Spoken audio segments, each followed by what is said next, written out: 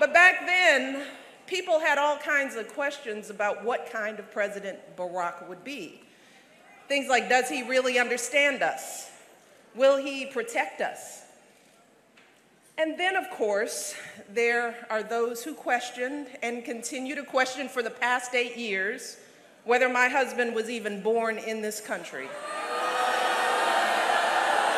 And let me say, hurtful, deceitful questions deliberately designed to undermine his presidency, questions that cannot be blamed on others or swept under the rug by an insincere sentence uttered at a press conference.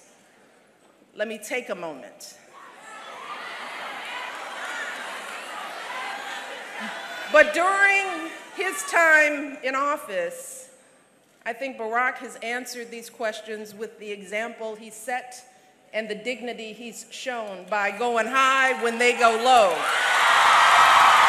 The issues that cross a president's desk are never easy, and solutions to persistent systemic challenges are never black and white. And we need someone with superb judgment in their own right, because a president can hire the best advisors on earth, but I guarantee you that 5 advisors will give 5 different opinions. And it is the president and the president alone who always has to make the final call. We also need someone who is steady and measured, because when making life or death, war or peace decisions, a president just can't pop off or lash out irrationally.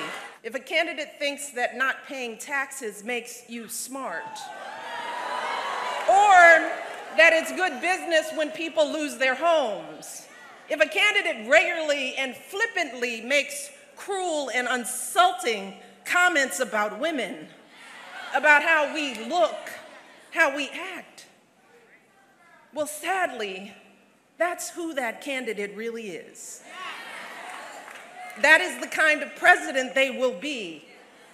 And trust me, a candidate is not going to suddenly change once they're in office. We know that Hillary's the right person because we have seen her character and commitment, not just during this campaign, but over the course of her entire life. And for those who question her stamina to be president, Hillary's resilience is more than proven. As she said on Monday night, she's the only candidate in this race who has traveled to 112 countries, who's negotiated a ceasefire, a peace agreement, a release of dissidents, who spent 11 hours testifying before a congressional committee. Hillary is tough.